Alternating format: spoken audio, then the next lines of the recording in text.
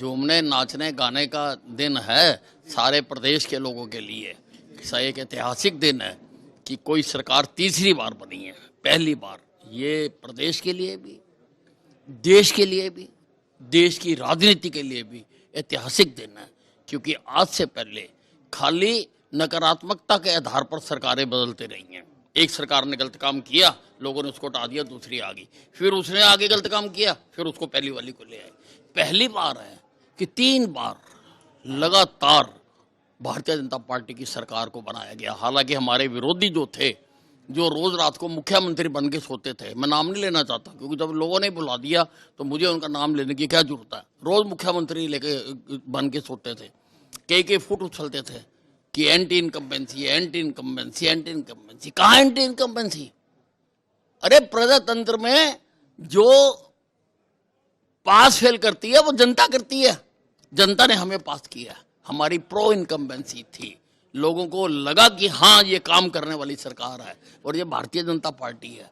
यहाँ पर जैसे बच्चा पैदा होता है तो दादी उसको गुड़ती देती है, उसी प्रकार से भारतीय जनता पार्टी में जब कोई शामिल होता है उसको ये गुड़ती दी जाती है कि तूने जी जान काम करने के लिए लगाना, और हमने करके दिखाया है और हम करके दिखाएंगे। सामाजिक न्याय से कार्य शुरू किया है। जो डीएससी का जो मामला था वो उस पर जो माननीय सुप्रीम कोर्ट से जो फैसला आया था उस पर मोहर लगाने का काम कैबिनेट ने भी किया है।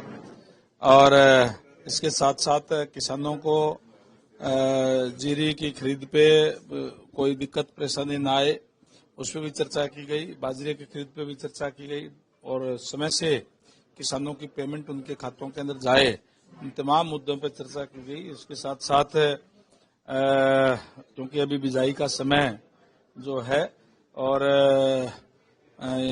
डीएपी की, यूरिया की भी दिक्कत परेशानी ना आए, इन तमाम मुद्दों पे जो है चर्चा की गई है।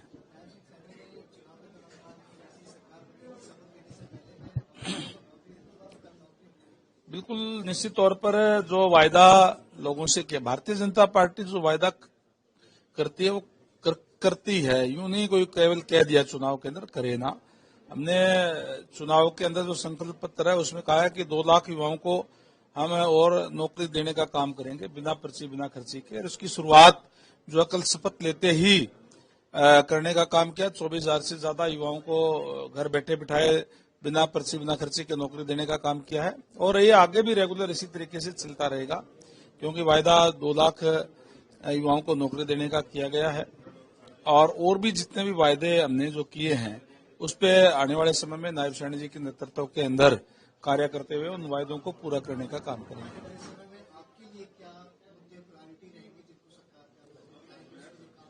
जैसे मैंने कहा कि एक मंत्री के तौर पे तो क्योंकि प्रदेश स्तर पे तो हमारा जो संकल्प पत्र है वो उसमें जो वायदे किए गए हैं वो पूरा करेंगे। दूसरा एक एमएलए के तौर पे, क्योंकि बरवाड़ा हल्के के मतदाताओं ने मुझे चुन करके भेजा है, जो उनकी समस्याएं लोकल स्तर के ऊपर, उन समस्याओं से भी निजात दिलाने का काम जो हम प्राथमिकता के आधार पर करेंगे।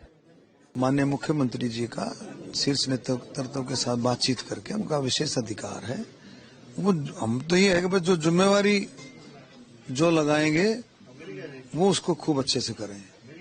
और दूसरा, जनता ने 36 बिरादरी ने कमल का फूल गोहाने में पहली बार खिलाया, उन सब का हम धन्यवाद करते हैं, तहे दिल से बार बार धन्यवाद करते हैं। वो जो जिम्मेवारी उन्हें विधायक बना दिया, माननीय मुख्यमंत्री जी, प्रधानमंत्री मोदी जी, नड्डा साहब, अमित शाह जी, उन्होंने जो जिम्मेवारी दी उसको आगे बढ़ाएंगे।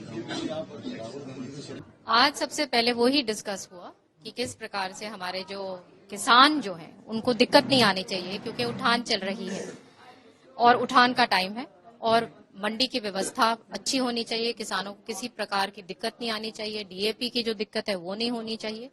तो इन सारी बातों को लेके बात हुई। और जैसे आपको पता है कि माननीय मुख्यमंत्री जी की बहुत जबरदस्त एक काम करने की गति है।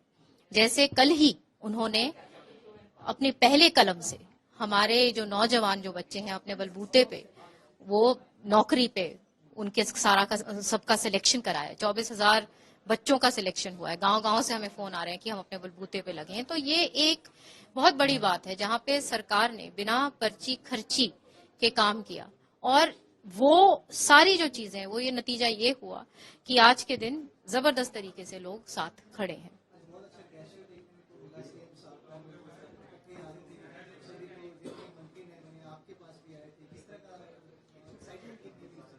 बहुत अच्छा लगा। सीएम साहब ने तो मुझे आशीर्वाद दिया अपना हाथ मेरे सर पे रख के, क्योंकि मैं उनकी छोटी बहन की तरह हूं, और उनके साथ उनके नेतृत्व में हम काम करेंगे और हरियाणा के लिए खूब अच्छी तरह से ईमानदारी के साथ काम करेंगे।